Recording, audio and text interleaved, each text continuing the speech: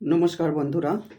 আমি বাংলাদেশে যেরকম হিন্দুদেরকে মারা হচ্ছে, হিন্দুদেরকে যেভাবে মব লিঞ্চিং করা হচ্ছে, যেরকম একটা হিন্দু ছেলেকে মেরে মেরে ওকে মেরে ফেলা হলো।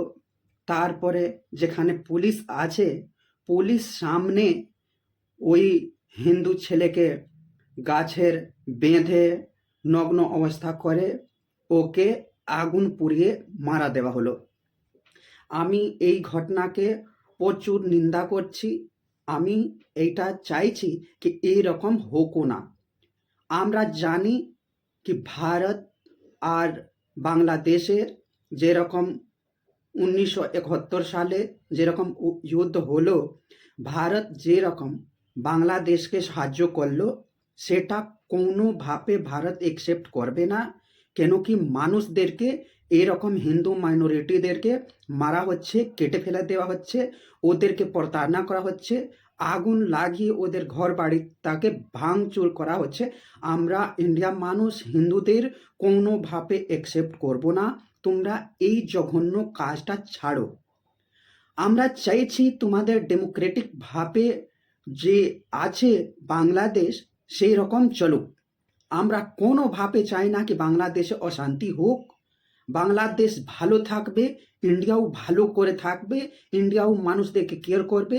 এক্ষুনো আমরা ইন্ডিয়া মানুষটা, ইন্ডিয়া পিএম, ইন্ডিয়া যেই গভর্নমেন্ট হোক না, বিজেপি হোক না, কংগ্রেস হোক না, সবাই বাংলাদেশকে স্থির থাকতে দিতে চায়। কখনো বাংলাদেশ থেকে কোনো ঝামেলা চায় না। কিন্তু বাংলাদেশে যেরকম কট্টরপন্থীরা আছে, তারা সব সময় এরকম অবস্থায় করে দিচ্ছে কি আমাদের বাধ্য হচ্ছে অ্যাকশন নেওয়ার জন্য। কিন্তু আমরা কোনোভাবে কোনো অ্যাকশন নেব না। কেন কি আমরাই ভারতবর্ষর তাই ইন্দিরা গান্ধী যখন পিএম ছিলেন, ওনার বদৌলতই এখন যে আজাদ আছে বাংলাদেশ, এখন যে শান্তিভাবে থাকতে পারছে। আমরা প্রচুর সৈনিকটাকে খুঁয়েছি। আমরা সবাই ভারত মানুষ মিলে বাংলাদেশকে আজাদ করিয়েছি। বাংলাদেশে আমরা জানি মুক্তি বাহিনী যে ছিল, তাদেরকে ইন্ডিয়া প্রশিক্ষণ দিল কিভাবে যুদ্ধ করতে হবে। যে গুরিল্লা বাহিনী ছিল, ওকে আমরা ইন্ডিয়ান গভর্নমেন্ট, ইন্ডিয়ান আর্মি ওকে প্রশিক্ষিত করলো, আর্মস এমিনেশন দিল, হাতিয়ার দিল কি যাও তোমরা বাংলাদেশ থেকে যে পাকিস্তান আছে, পাকিস্তান থেকে যুদ্ধ করো। আমরা খুঁয়েছি। আমরা 12,179 সৈনিকটাকে খুঁয়েছি। কত যেভাবে 3,900 আমাদের ইন্ডিয়ান সৈনিকটা শহীদ হলো বাংলাদেশকে আজাদ করবার জন্যে। আমরা কেন চাইবো কি বাংলাদেশ অশান্তি হোক? আমরা চাইবো না, কোনোভাবে চাইবো না। বাংলাদেশ শান্তি সুখী থাক, এটাই ভারত চায়। কিন্তু ওদের কট্টরপন্থী লোক যেরকম ভারতের বিরুদ্ধে যেরকম আবার বড় বড় কথা বলছে, তাদেরকে বাংলাদেশের মানুষটাকে বুঝতে হবে কি আখির এটা হচ্ছে কেন, কট্টরপন্থীরা এরকম বেড়ে যাচ্ছে কেন। সবাই জানে কিভাবে শেখ হাসিনাকে তাড়ানো হলো। শেখ হাসিনা যখন ছিলেন তখন তো ভারত অনেক কিছু ইনভেস্ট করেছিল। পাইপ লাইন থেকে জল পৌঁছেছিল, গ্যাস লাইন পৌঁছেছিল, রেল নেটওয়ার্ক, রোড নেটওয়ার্ক সব তো করে দিচ্ছিল, অনেক সাহায্য করেছিল।